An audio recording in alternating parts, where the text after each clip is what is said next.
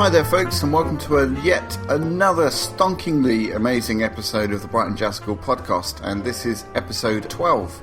So today we've got the fabulous bassist and guitarist Steve Thompson in the studio.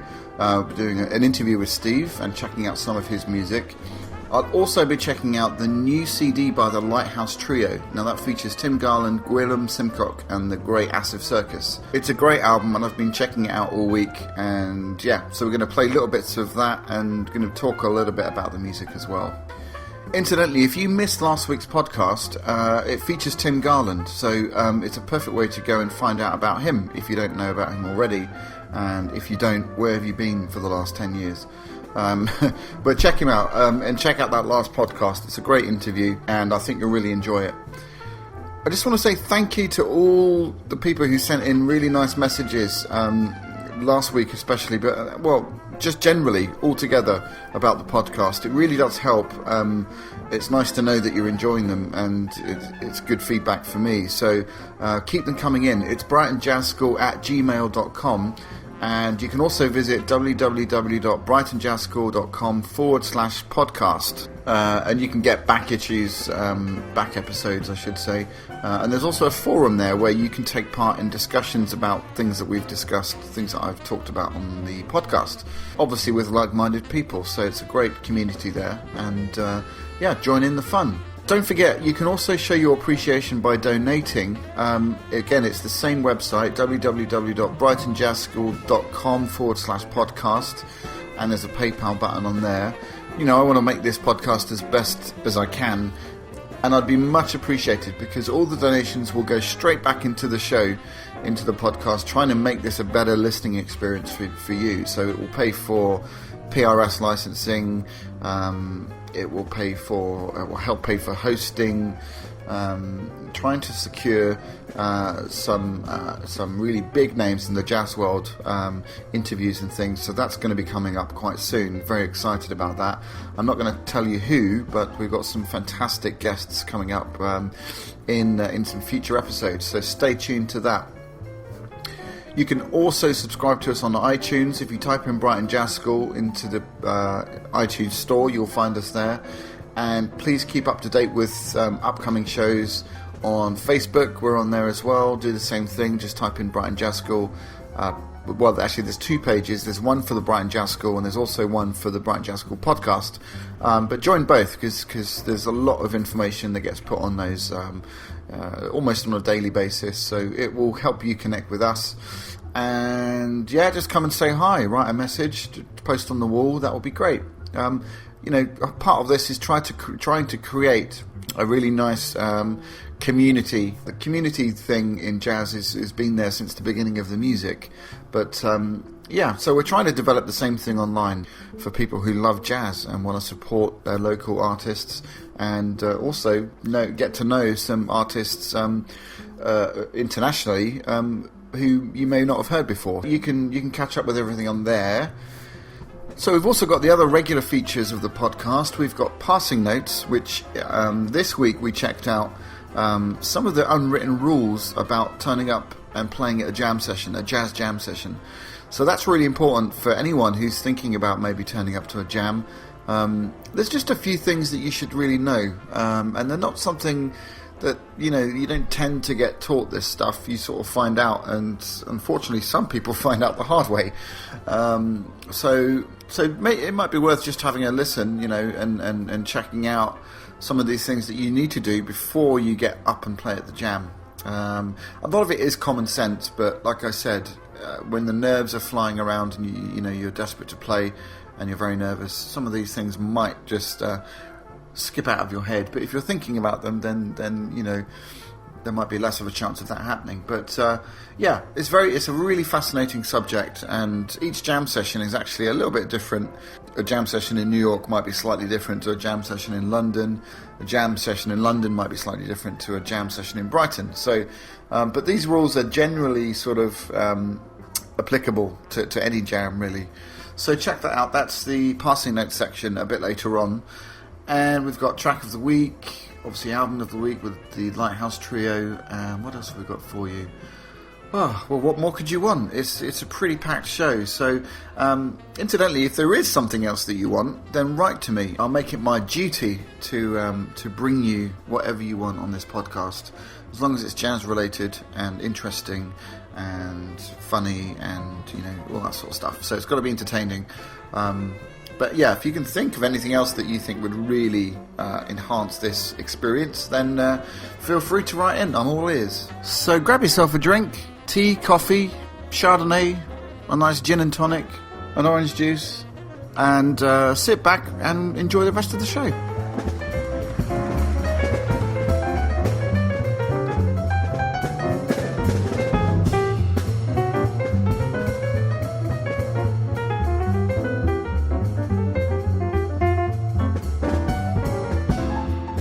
So welcome to Album of the Week, and as I said, I'm checking out Tim Garland's brand new CD with the Lighthouse Trio.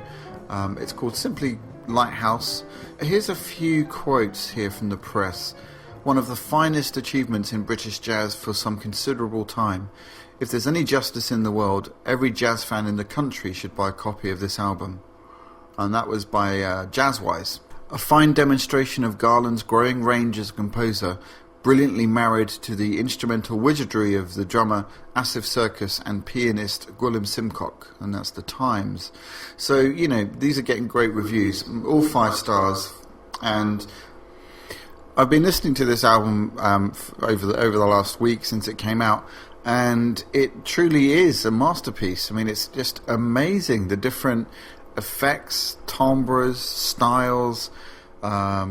It's just so much music in this one album, these 3 people, and they don't even have a bass player. So the simple fact is that Gwilym Simcock is just a marvellous pianist, and he sounds like a whole orchestra just on his own. So he can quite easily become the bass player, but of course...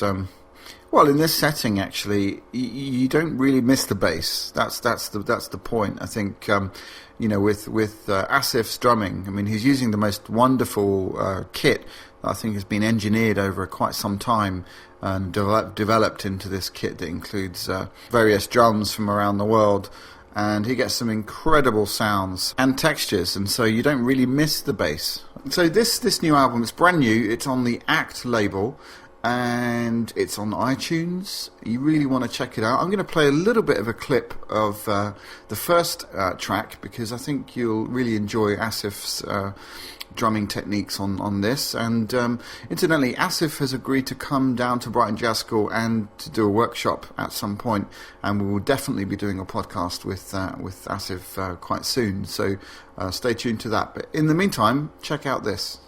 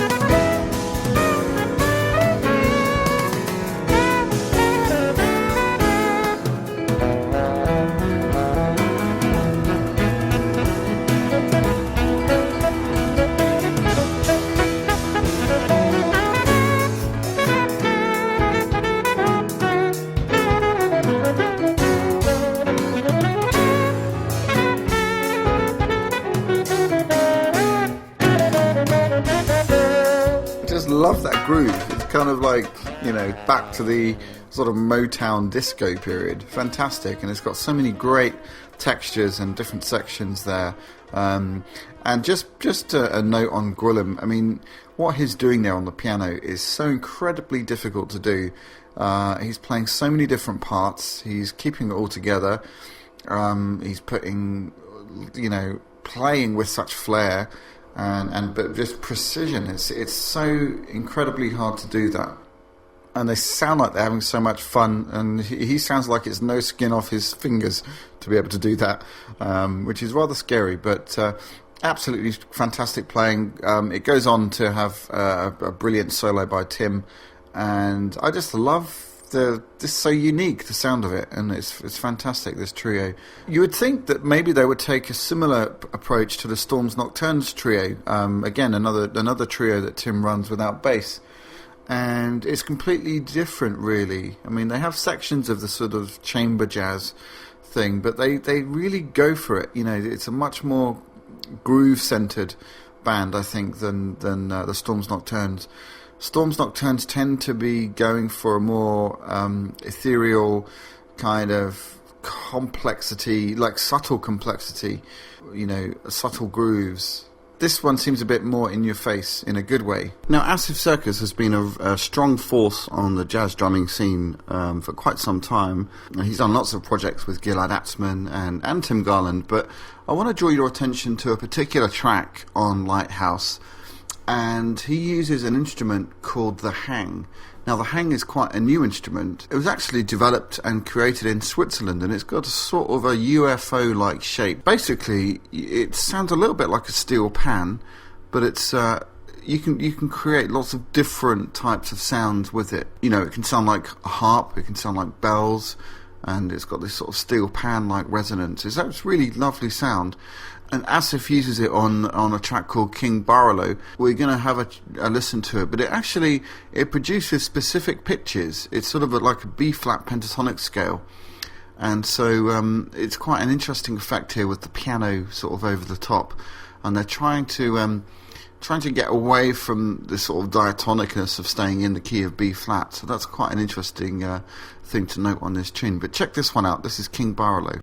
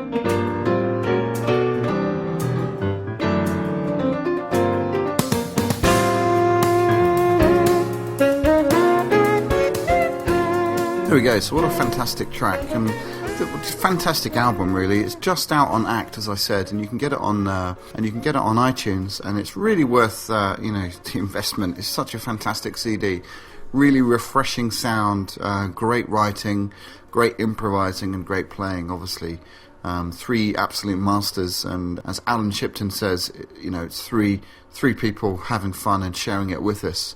And it really is that sort of vibe, very joyful, very joyous, and drawing on lots of different influences, Chick Corea, Bill Bruford, the Yellow Jackets, John Coltrane, DJ Carl Cox even. So it's a real eclectic mix of things on the CD. And yeah, go out and get it. It's really, really fantastic. And I'd just like to say thank you to Tim Garland for letting us do a review and use clips of it. And nice one, guys. It's sounding really, really good. And we're looking forward to doing some interviews with both Gwilym and Asif in the near future. Okay, thanks again for joining us on Album of the Week, and we'll see you again next time.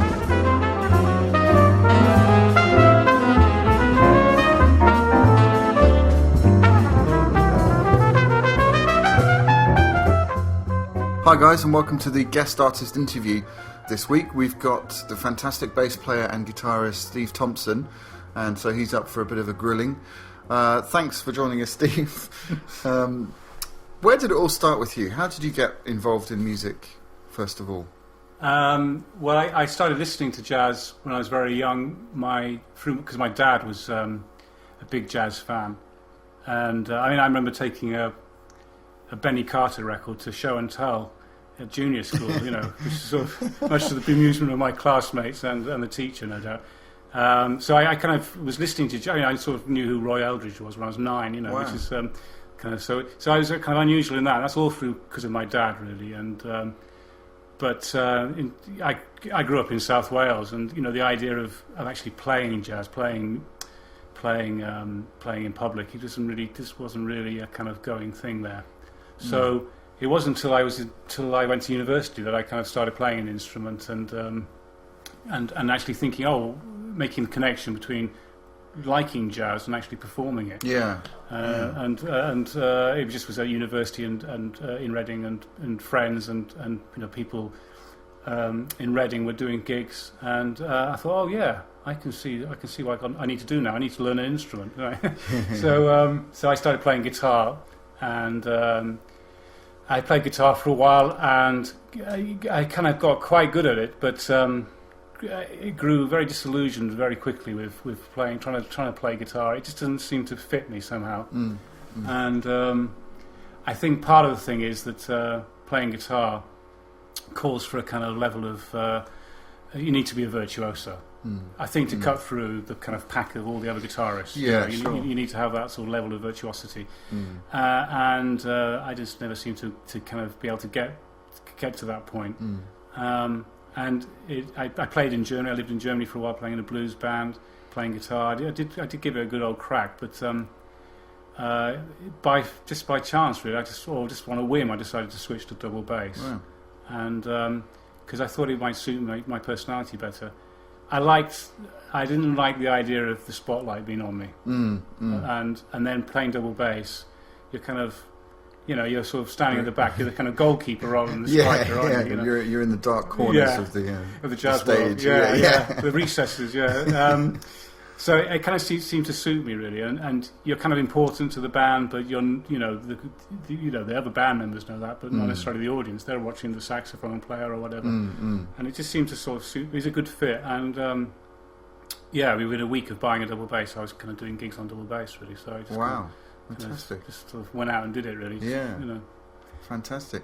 And just what's your take on the role of the double bass? Because I remember hearing Ron Carter being interviewed, and the interviewer said, "So Ron, you're like the anchor of the band," and Ron sort of quickly said, "Well, let's have a look at an anchor. It's like this big, rusty, ugly thing that drags everything to the bottom, And quite rightly, he stood his ground and said, well, that's not really what the bass does. So what's your take on where you fit in within the band? Well, I think it's the most important instrument in the band, and I don't say that just because I'm a bass player, but in a funny sort of way, if you think about it, it's first of all, it's giving the quarter note pulse that I know the drums are also capable of doing, but it would sound pretty strange if the drums just there's always a triplet underlying. Only some drummers are capable of doing Well, that. okay, yeah. But the base is most basic. You're providing that kind of pulse, and then the second function is harmonic, of course. So you're depending on what you do alters what the piano player does and how it sounds, what it does as well. So that's the kind of second important thing. And so where is anchor? I don't know. Maybe he just was a bit tetchy because of the terminology. But I mean, you're certainly kind of fundamental to the kind of groove of it. And you kind of you can actually dictate how the band sounds by a different bass player with the same personnel can really change. Totally, can change the band. So I think it's pretty. The bass is a pretty crucial part of it. And I suppose I do see myself as something of an anchor. I mean, perhaps unfortunate choice of words. What an anchor he is. But you're kind of underpinning it. Perhaps that's a better way of thinking about it. And this, you can have some spectacular things where you're kind of you can play with somebody who doesn't know a tune, for instance. Say the piano player doesn't know the chords. The piano player can follow the chord sequence from what the bass player. He can listen. I can play the notes, and you can hear the root notes, and you go, oh, okay, that's that. For you to do the same to me, you'd have to play very, very specific voicing. Yes. You couldn't do anything too too many inversions or anything, or it'd be hard for me to hear what the chord was. And so, for just on that level, the bass is important. It's kind of leading the harmony, and for no other reason. So that's I do see it as pretty central, the bass. Sure. And perhaps other people don't, but I think most bass players would see it that way. Well, I think a lot of there's different types of bass playing, as you say. You have people that are just. I said just. I don't mean that as in it's not that important, but laying down the groove, laying down the chords, and then you get players like Eddie Gomez who start to then push the boundaries of that, and then going into the counterpoint idea and sort of weaving in and out melodically. Well, yes. I mean, I think you're absolutely right. There's the different schools. I on a personal level, I think Eddie Gomez was amazing, and I think Scott LaFaro was amazing. But my God, what a kind of worms or Pandora's box they opened. Yeah. Because so many bass players are kind of went down that road. A bit like on electric bass, Jacoposaurus on electric bass. Yeah. And you had these guys kind of wanging around in the sort of thumb position, not laying it down, not kind of doing what the bass perhaps needs to do. Yeah. Now Eddie Gomez and Scott LaFaro and those guys are brilliant at doing that. All were brilliant at doing it. But kind of lesser hands or kind of imitators' hands. It just is horrible. Doesn't work. Yeah. It doesn't work for me. So I kind of am old school, I suppose. I like a kind of dark sound. I like a kind of you look at one of the great contemporary double bass players is Larry Grenadier, and you don't hear him doing any of that, do you? Exactly. He keeps it very kind of, he's real meat and potatoes kind of player, and lays it down. And so Eric Revis is another inspiration for me as well. And I remember talking about interviews. I remember seeing an interview with him, and someone said to him, "Oh, can you play Donna Lee on the double bass?" And he said, "No, if I wanted to play Donna Lee, I'd learn to play guitar." Right. Why does a double bass player need to learn to play Donna Lee? I mean, the melody. I mean, not obviously the sequence.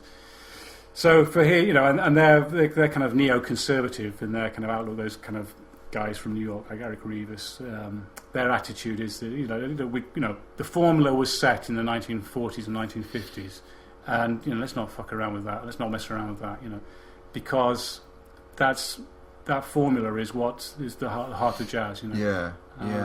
Do you think it's maybe because during that period, people like Charlie Parker and Bud? Well, let's talk about piano players. So Bud Powell, for example, was playing on the piano what Charlie Parker was doing on the saxophone. Do you think it's a case of they're trying to perhaps not sound like a bass player, even though they're playing bass, in order to be more creative? Yeah. Well, there is that. Yeah.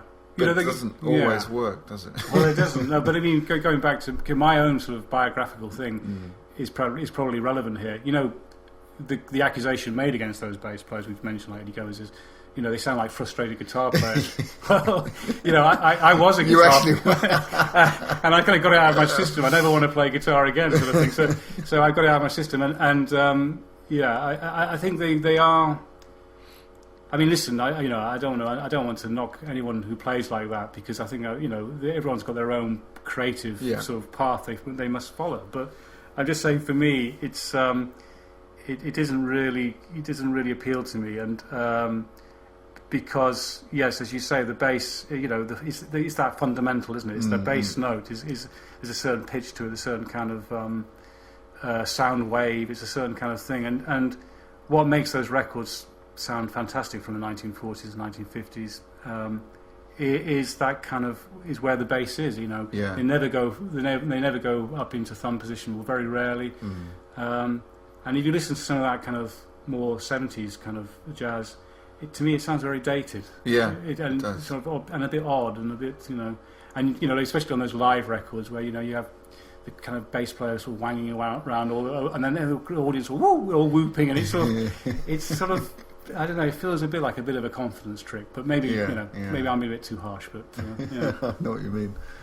And I just want to talk. We were talking about this a bit earlier on, but as one thing I notice when I'm playing with you is that just you're all ears, and you're open for it to go in any direction.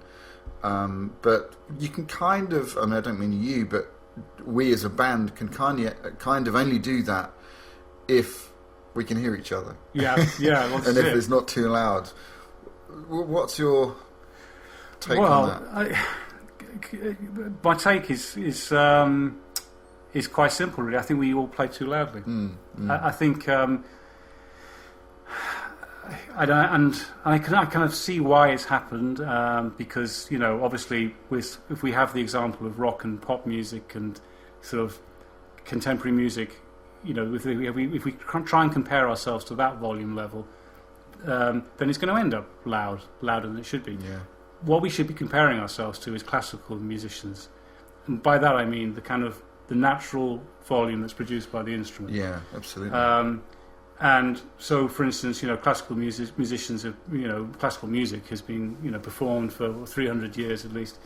They haven't sort of in the last 50 years decided to all put pickups on their, on their cellos or double basses, or the piano isn't sort of. I mean, I know they have ambient mics in music in concert halls now and things like that. That has improved things, but by and large, the idea is the orchestra has its own volume, self-setting volume. Yeah. And that's because of that you have because the volume is self-set, the instruments speak the way they should speak. Totally. Yeah. And it's just to say that in jazz we somehow have lost a bit of track of that. Yeah. Or you have in this country. I mean, New York is a different proposition. Yeah. You were saying you've been in New York, and they all play acoustically. Yeah. If it's a small venue, I hardly ever use amps, and I think part of the reason, I mean, personally, I believe that as great as you can have the best microphone in the world and the best amp in the world, but it degrades the sound, because you gravitate towards these instruments because you fall in love with the sound. I play piano because I love the sound of the piano. If I mic a piano up and put it through a PA, it doesn't sound like a piano anymore. No, and therefore that affects the way I play. So I completely agree. The sound that you make it has to be as close to what the instrument is saying as a sound base than putting it through mics and things like that. Well, I think once you get beyond a certain volume, you listen in a different way. Or I suppose really what I'm saying is you don't listen. It's just hitting you. Yeah. The information, as it were, that's coming out of everyone's amps on volume 11. It's just hitting you, and you end up with that terrible situation in jazz where you have like if it's quartet, four separate trains hurtling down a track. Yeah. None of them paying any attention to the other. Whereas, of course, what we should try to be, we also should be trying to converge, Yeah, absolutely. And from four separate individuals, we're coming for a unit of one, And I think the times that's happened for me, the times that's happened best is when we've played quietly. Now, when I say quietly, I don't mean we're all sort of tippy-tappying, and I mean, this quiet can have its own intensity. Absolutely. And in the case of the bass, you've got to hit it to get it to be heard. You've got to drive it and all that. But so I'm not talking about sort of some kind of polite sort of afternoon recital thing. I'm saying you can sort of play full on. But it's just that if it gets beyond a certain volume, you don't have to listen anymore. Yeah. You don't have to actually be active. Yeah. You can just be passively playing along. Sure. You might as well play along with a play-along record, because then they don't. The play-along record doesn't shift, and neither does the band once you get to a certain volume. I don't think. Yeah. Absolutely. So it's something. I mean, it's it's something I've got more and more as I do more playing. It's something I've become more and more kind of hardened on, I suppose.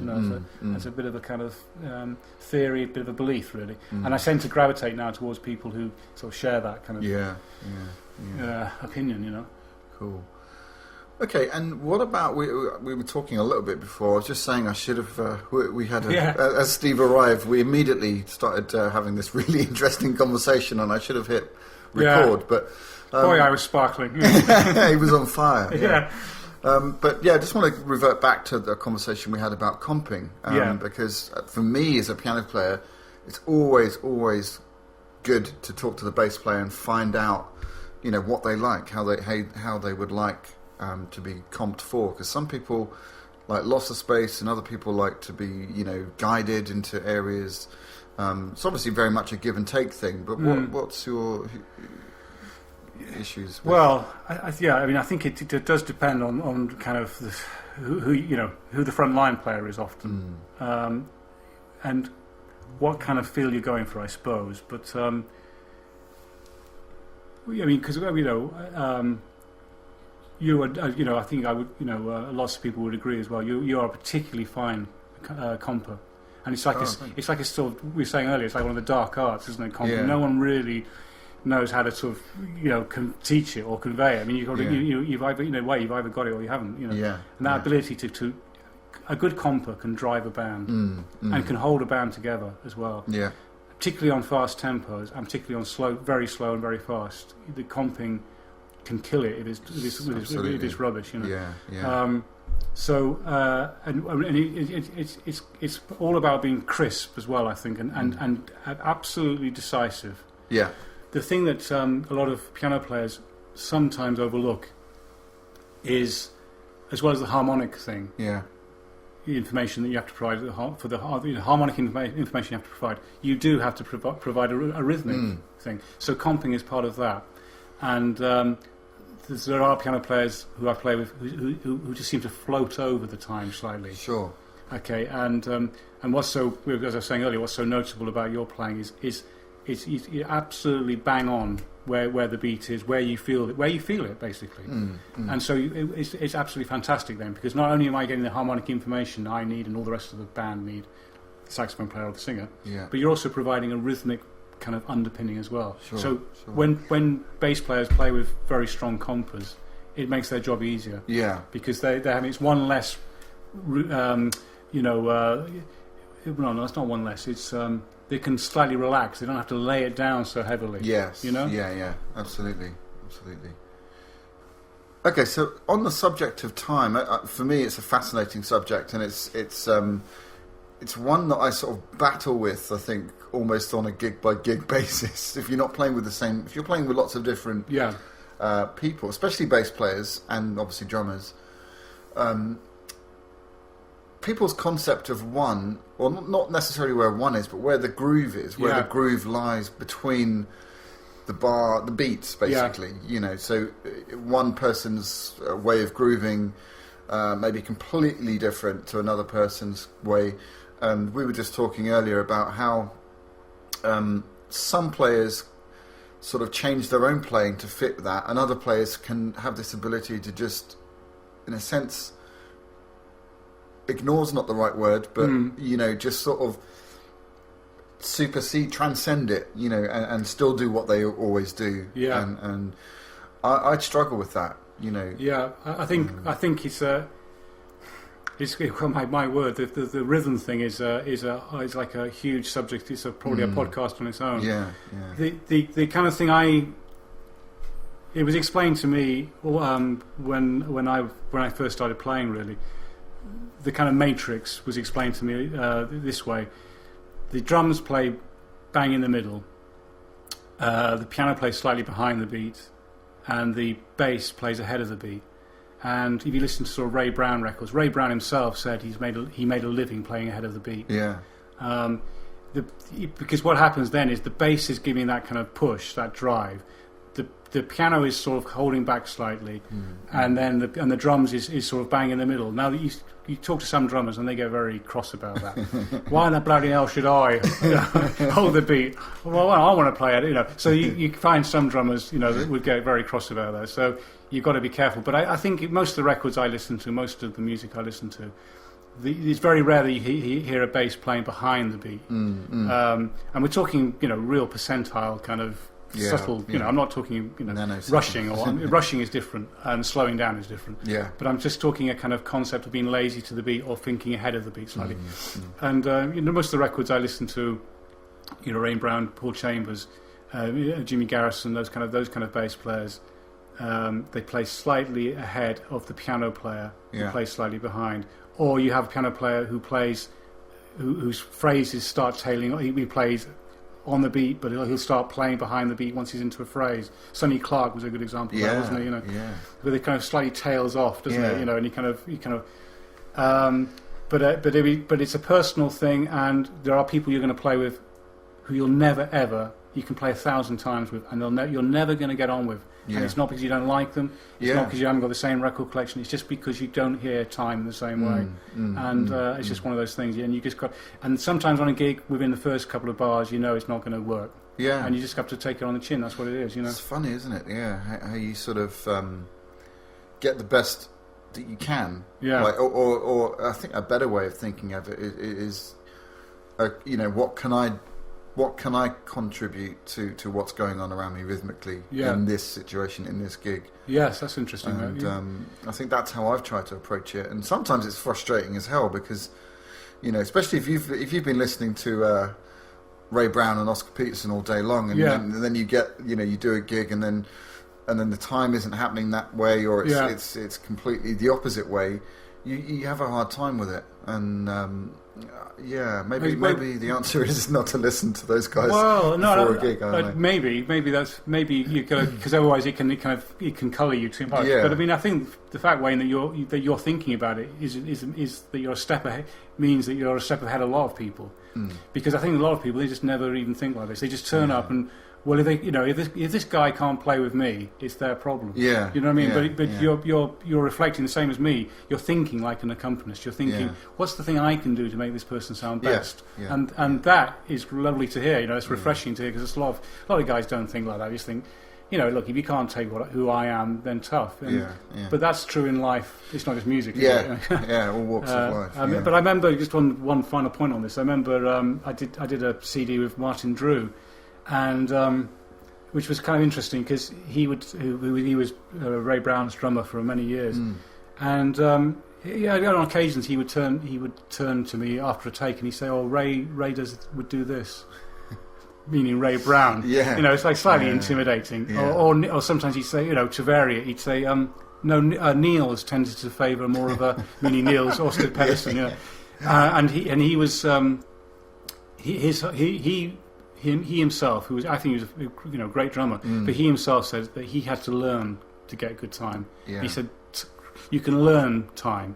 It's not, that kind of whole thing of, if you haven't got good time, you're never going to get it. You can actually get better, and you can, with like the metronome practice and all that. And he himself said that he had to work hard on it, and he said that when he was playing with Oscar Peterson.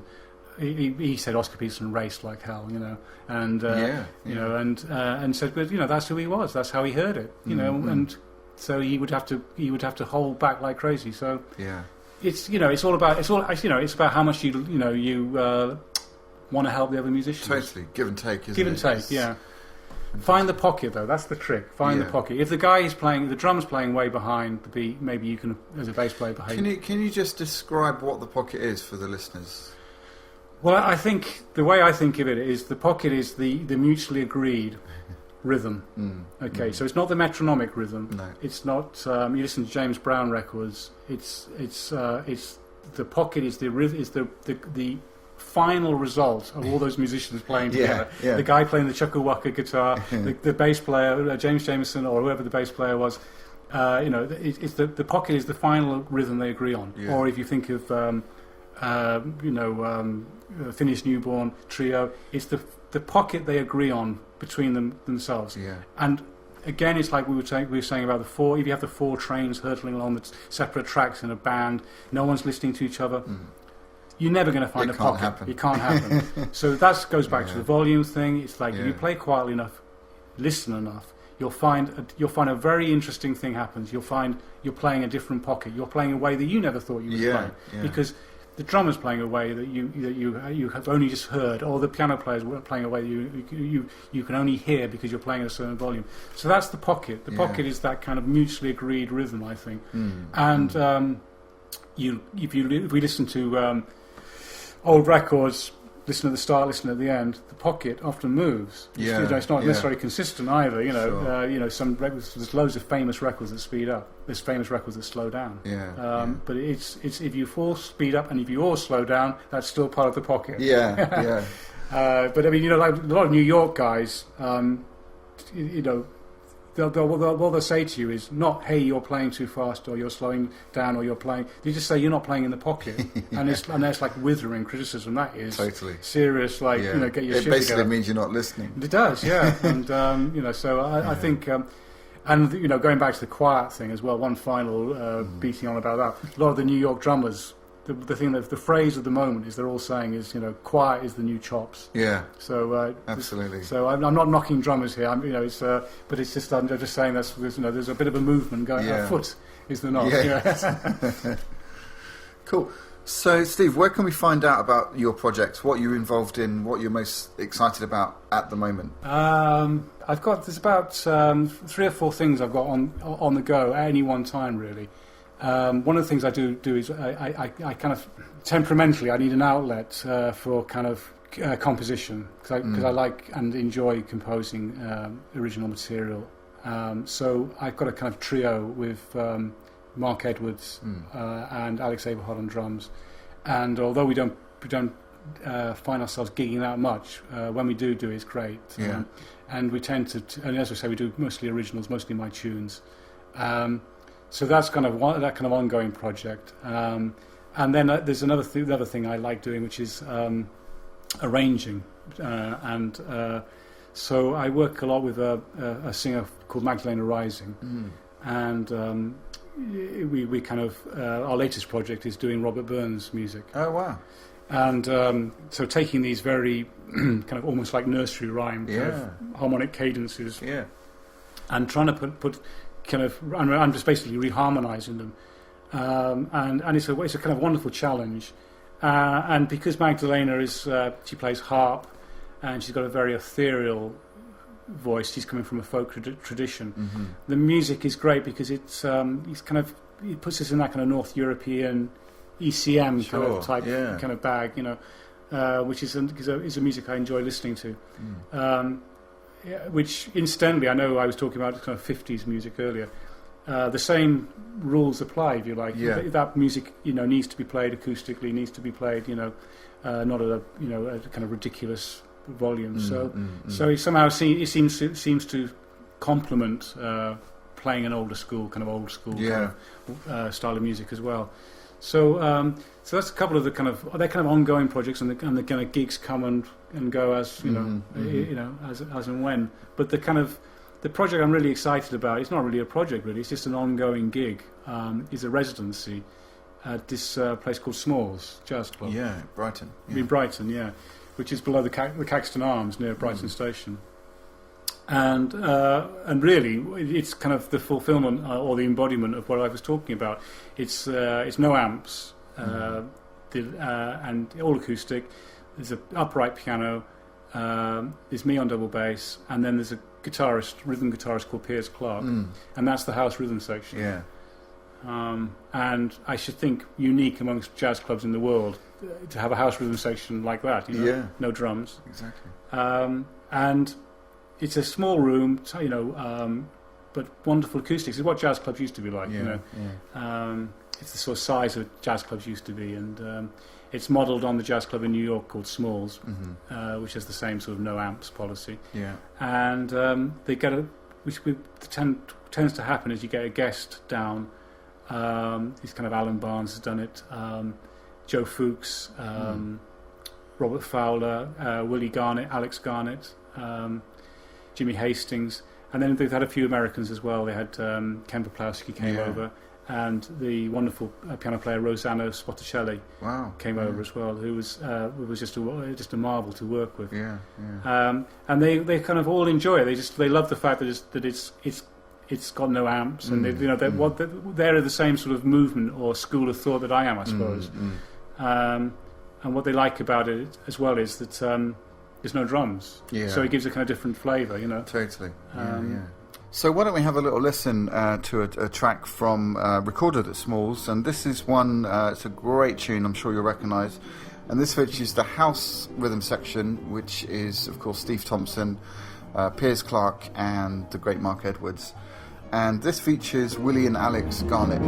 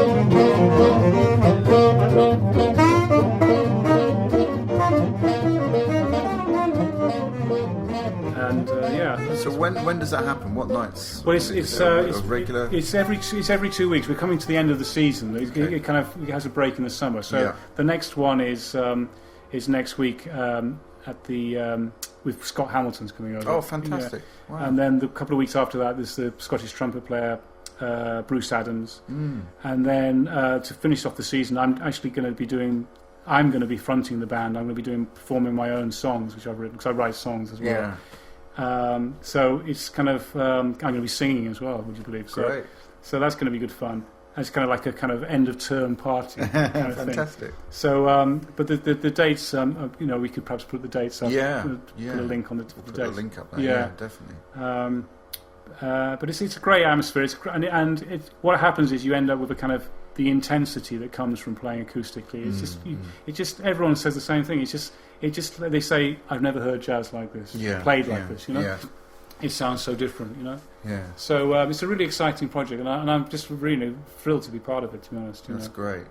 And I think we're going to be playing a track or two from some recordings that you've done. Well, the amazing thing is it's sort of like they record every evening. Wow. And so we've been doing it for a year and a half now. It's just like this, it's like sort of library of it's like what's that guy Dean Berticelli, the guy who recorded Charlie Parker. It's like this kind of library of kind of slightly lo-fi recordings, but I hope I think these recordings convey what I'm talking about, and some of the ideas I was mentioning before as well about the intensity or the kind of pulse that comes from playing acoustically. Sure, yeah.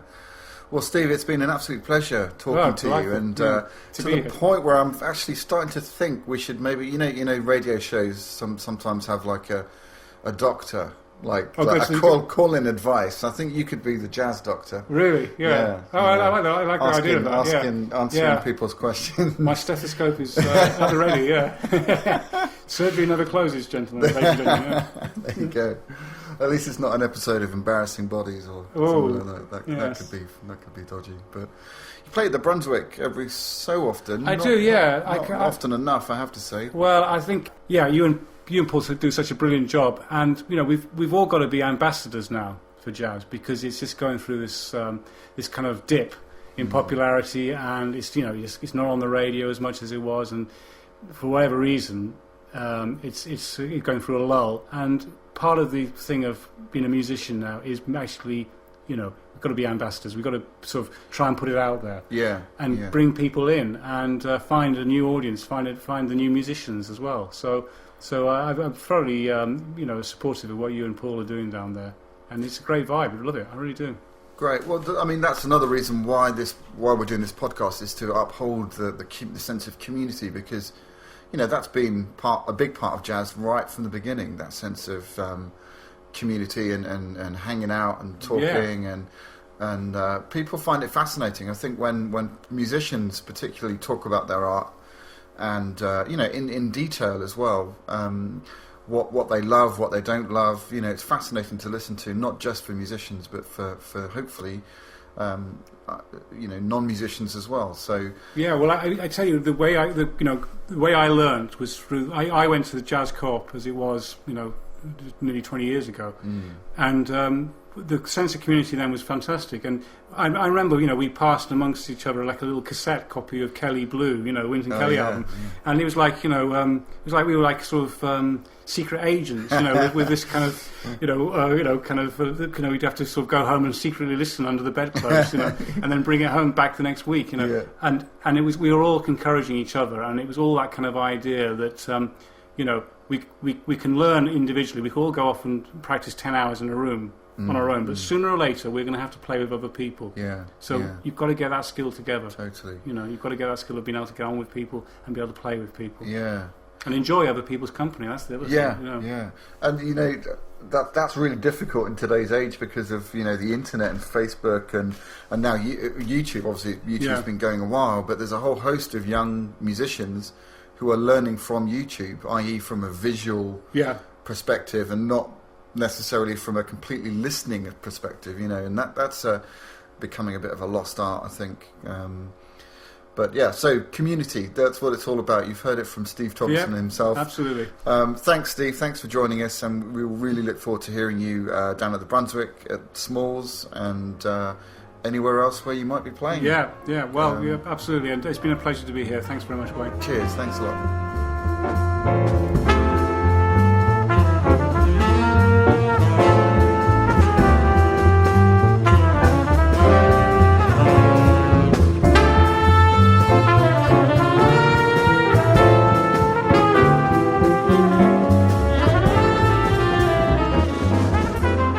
So welcome to Passing Notes, and this week in the Learn to Play session we were looking at the slightly controversial subject of jam session etiquette.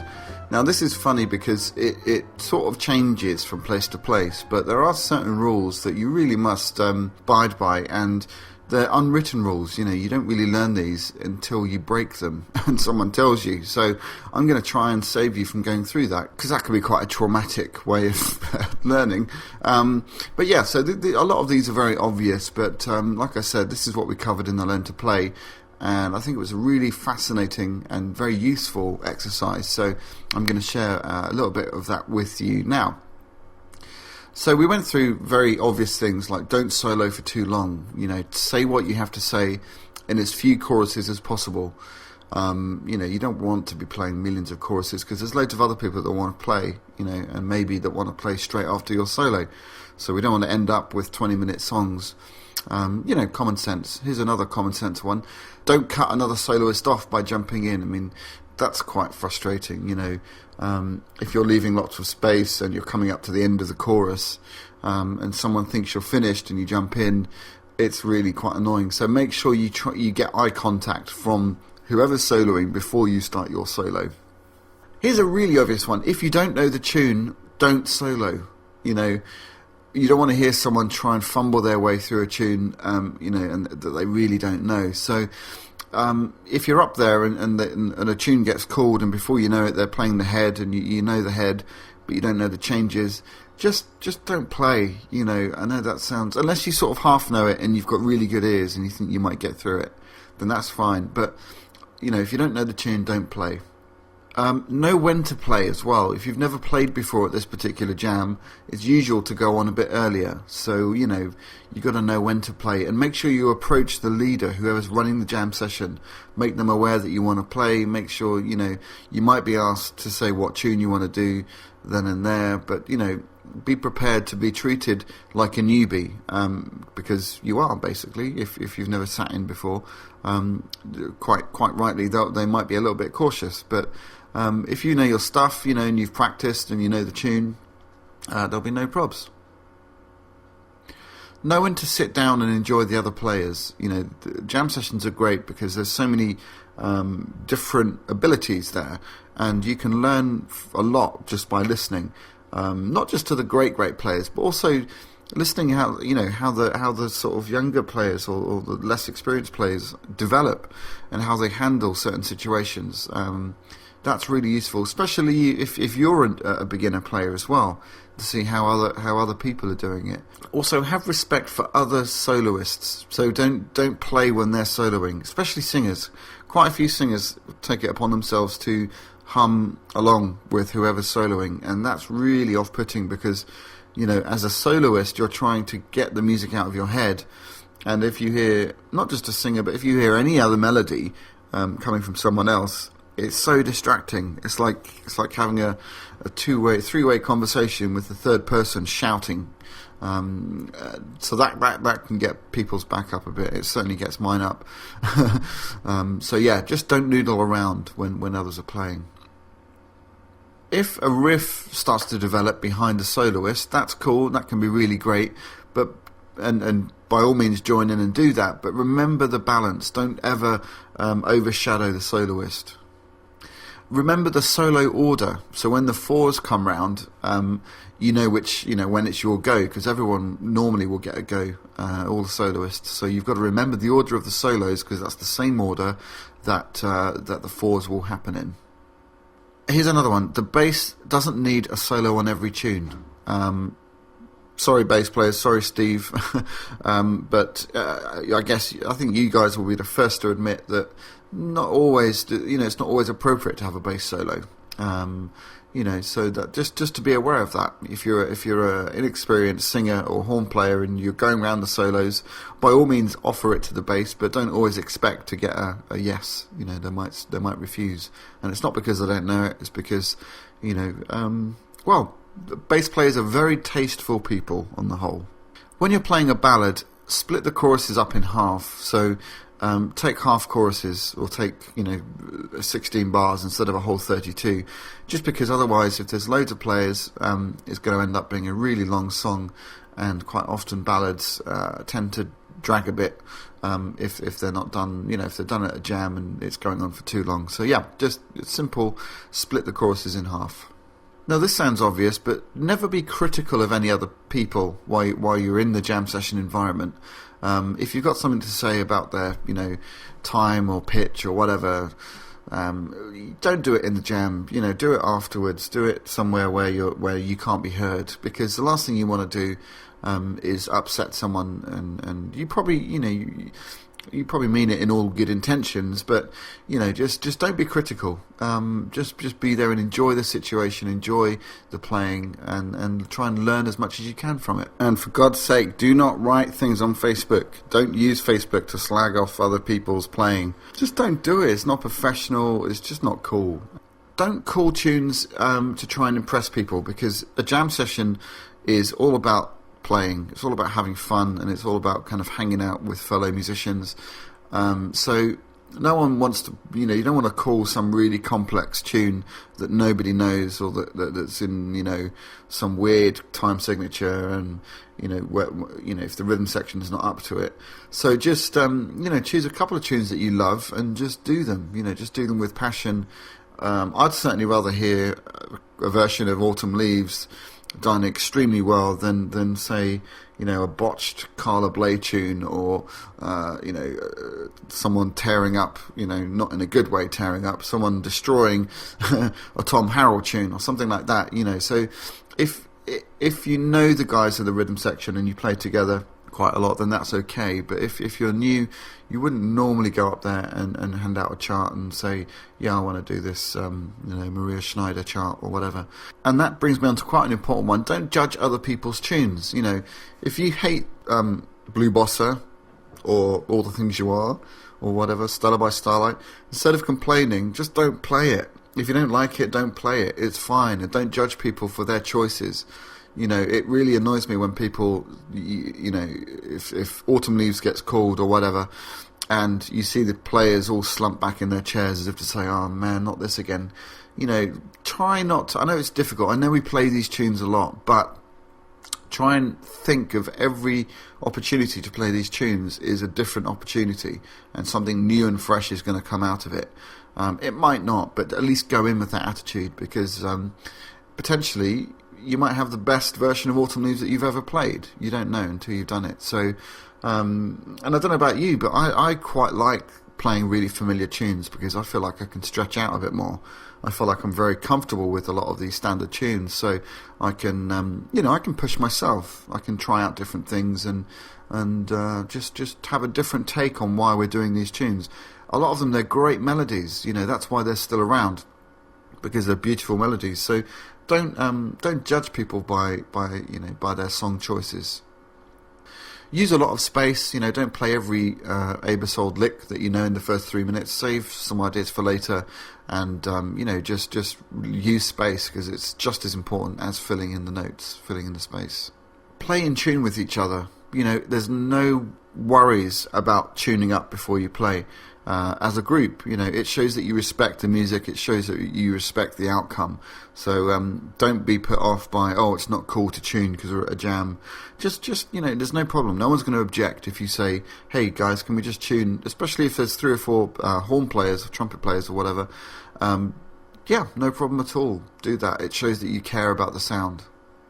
Here's a big one. When you're ending a tune, look to the bass player or piano player, or the singer, obviously the front person, but there should be signs about what kind of ending is going to be used. Is it the 3 times tag? Is it the Count Basie ending? It's normally some fairly formulaic ending. Are you ending on a vamp? Turnaround or whatever. So just as you're coming up to the end of the last head, you've got to have your wits about you. Look around and see if people are looking like they're giving signals as to what's going on. They might not, they might be inexperienced, but and if that's the case, then then maybe it's your job to kind of negotiate the ending. Okay, so there you go. So there's a few fairly obvious but very important, not really rules but guides for jam sessions. And these places jam sessions have been running for years and years and years. They're a big part of the community. They're a big part of jazz. And they're places for learning. So by all means, ask musicians questions. No one's going to be put out. You can ask fairly, technical questions as well. I don't think people would have a problem with that. There's a sort of worry that you'll end up sounding a bit geeky, but no, don't worry about it. I ask people at jam sessions a lot, and I learn a lot from jam sessions. So it's a good part of the learning process. So be sure to be relaxed and just ask questions, and be a nice person, because that will get you gigs. If you're nice and you're just enthusiastic, and it's the place to meet people and hustle some gigs.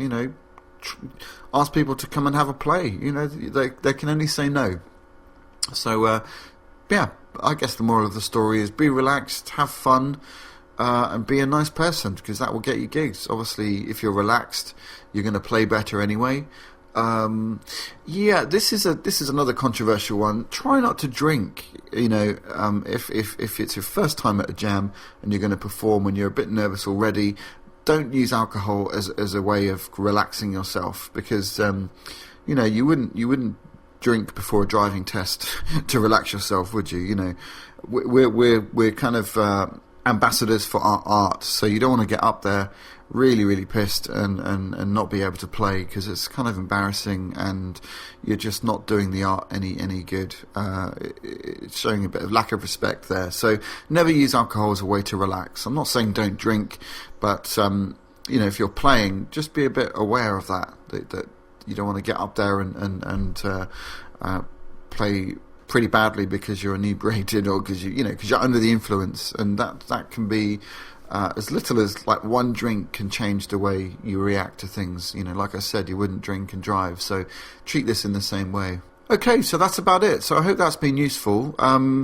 As ever, if you're interested in learning jazz, come and join us on the Learn to Play course. We are a couple of weeks in. You can still join us, but we run courses from September until the summer, weekly 10-week terms. But it's a year course, so if you can sign up for the year, that would be the most beneficial thing. But you are welcome to join us for the term. So visit brightonjazzschool.com, and there's all the information and syllabuses about what we do on the course. We do it from a very oral perspective. We learn in what I hope is the most authentic way, as closest to how the greats learnt, by imitating, copying, treating this music as a language. And so come and join us. We're a good bunch, and we have a great time living and breathing jazz on a Tuesday between 11 and 6, and then obviously the jam session at the Brunswick in the evening. So thanks for listening to Passing Notes, and we'll see you next week.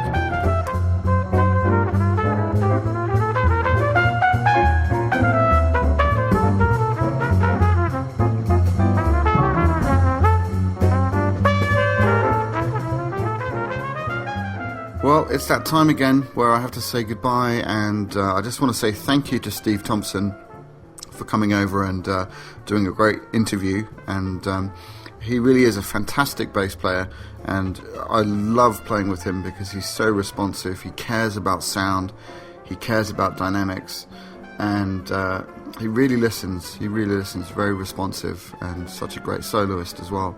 And he's also an amazing writer, I forgot to mention that.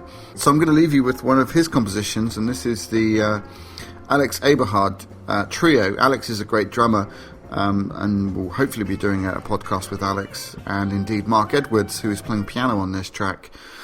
It's a great CD. The Alex Eberhard trio features Mark Edwards piano, Steve Thompson double bass, and Alex on drums, and guests are Bobby Wellens and Jim Mullen on guitars. It was recorded in 2007, so quite a few years ago, but it's fantastic. And so thank you to Steve for joining us. Thank you to Mike as Mr. Mike for putting the podcast together. Thank you so much for taking the time to do this. I know that it's a lot of work for you, and we really appreciate it. On behalf of all the listeners and all the kids at Brighton Jazz School, thank you, Mike, and that comes from the bottom of my heart. Okay, so there we go. So that's been episode 12. Lead feedback, it's brightonjazzschool.com/podcast. You can use the forum there. Write to me directly, brightonjazzschool@gmail.com. And of course, there is that lovely shiny donation button, should you wish to hand over your hard-earned money in order to help me develop this podcast and become number one on iTunes. That's my goal. And it's a joy for me to be passing on this information. It's a joy for me to be interviewing these wonderful musicians, and I might even indulge myself and put a new section into the podcast at some point, whereby we are playing duos together. So in honour of the great Marion McPartland and Piano Jazz, that's been going on for years on NPR, and if you haven't checked that out, please do, because there's great conversations with some of the exponents of jazz piano in conversation and playing. So maybe that's something I could do, I don't know. So that's it for now. So thank you again for listening, and stay in touch via the websites. Check us out on iTunes, check us out on Facebook. We've got our Twitter feed as well, so hook up all of those things and stay in contact. And, thanks again for listening. Enjoy Easter. Have a lovely, lovely Easter. Don't eat too many chocolate eggs. So I'm going to leave you a velvety chocolate treat with Steve Thompson's composition, My Golden Sun. So this is Wayne McConnell signing off, and I'll see you next time.